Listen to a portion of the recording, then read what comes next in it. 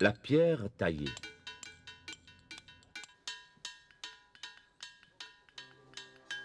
Elle défie le temps.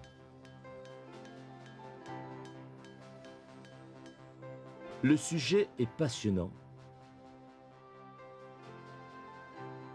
Il nous permet de remonter le temps et la mémoire. Elle est un symbole de l'histoire de l'homme à travers les siècles. Remonter le temps. Il y a ce bruit de la pierre que l'on taille. Savez-vous qu'il remonte à plus de 5000 ans? 3000 ans avant notre ère, on taillait ainsi la pierre pour le pavage de quelques routes en Mésopotamie, en Égypte, en Inde, en Chine. 100 ans après, les anciens Romains avaient tissé leur vaste empire de 50 000 milles de routes pavées. Port-Louis, malgré son jeune âge, en comparaison avec de grandes et vieilles autres capitales, à peine 3 siècles d'existence, est riche en vieilles pierres. Elles ne sont là qu'à partir du début du 19e siècle. En 1803, les rues pavées n'étaient pas nombreuses.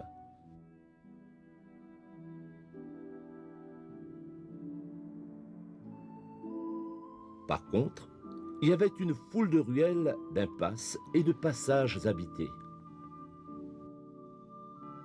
Ce sont là des témoins de sa naissance et de son évolution progressive.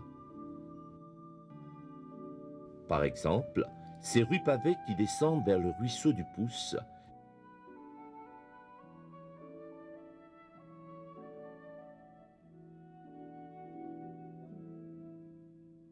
et qui ont échappé au goudron, à l'asphalte, au bitume,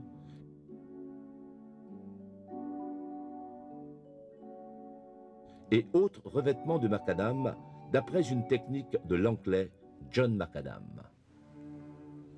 Nous vous invitons à survoler certaines de ces rues et à faire connaissance avec leur histoire pour mieux connaître notre patrimoine.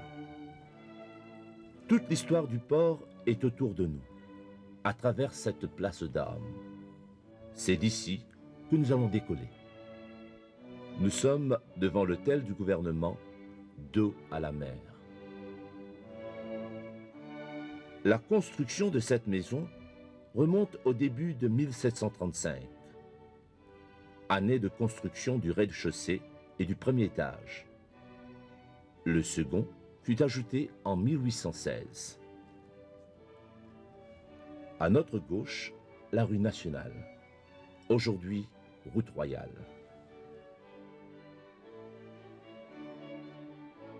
À notre droite, la chaussée et son jardin.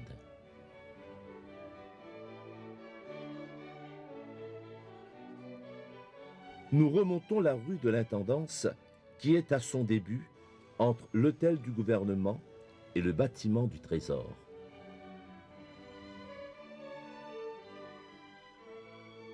Le Trésor. Il est là depuis le 2 décembre 1887, plus d'un siècle. Auparavant, s'y trouvait l'ancien hôtel du gouvernement, détruit par un incendie en 1737. Puis, ont été construits des bâtiments occupés par le conseiller général de l'île et un magasin de la Compagnie des Indes. Plus tard, ces locaux serviront de résidence et de bureau à l'intendant de l'île, ce qui explique le nom de rue de l'Intendance. Rue de la Comédie. Elle menait à une salle de spectacle ouverte au public en 1803. Elle a été rebaptisée rue Félicien-Malfil en 1914. Ce n'est plus une rue pavée aujourd'hui. Il ne reste que ce trottoir. En 1803, les rues de Port-Louis n'étaient pas pavées. D'ailleurs, il n'y en avait pas beaucoup de rues. Les rues principales étaient larges, droites, bordées de bois noir. C'est bien tout cela. Mais nous, on est là pour voir des rues pavées comme celle-là. rue Georges Guibert, rue Maillard, la rue du Vieux Conseil. Ici, les pavés viennent d'être rénovés.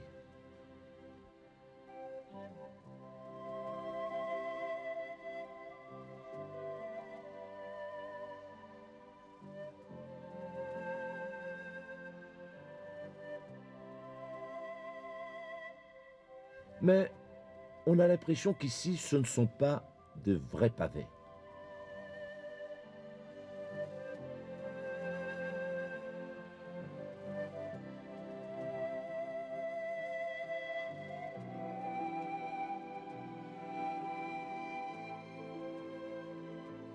Allons plus loin.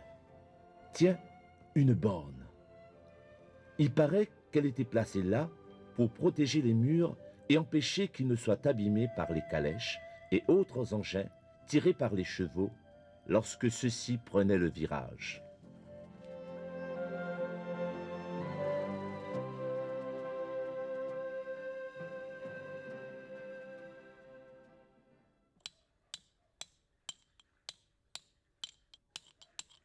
Enfin de bons vieux pavés de l'époque.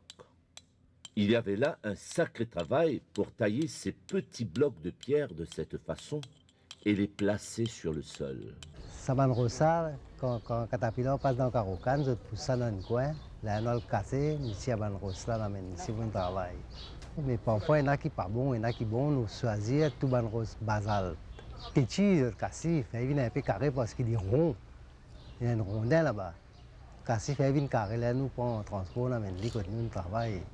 Mais comment longtemps, pas de matériaux, comment c'était là. Comment du café béton, mettre ça, comment bitume coltan, patina. Ce tu préfères mettre un pavage dans ce main, bon caler ce patina. Comment c'est là, gros caoutchouc.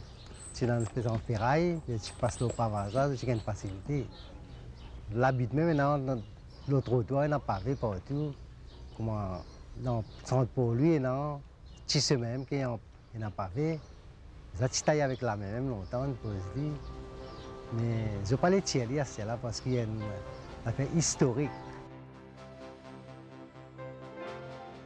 Nous remontons la rue du gouvernement, rue Jules Kénic.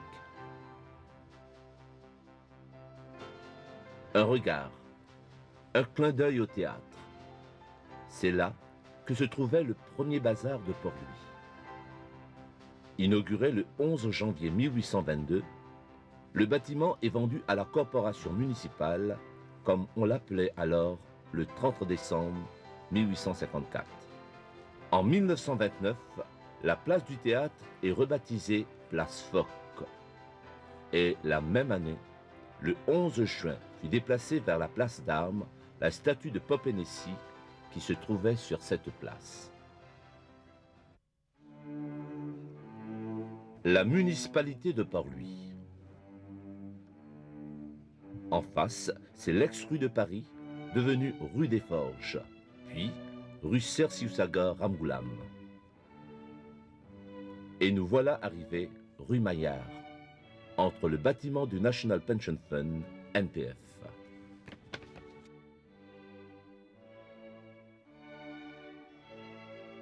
La station municipale a des pompiers et les murs de l'ancienne prison.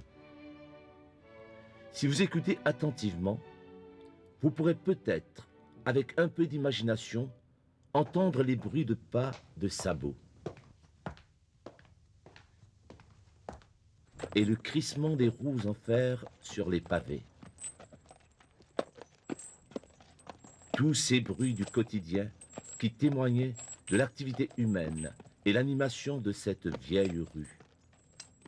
Tout ce qu'en fait la mémoire. Que pensez-vous de cette rue qui vient d'être rénovée? Les vieilles pierres de Port-Louis ont plein de choses à raconter.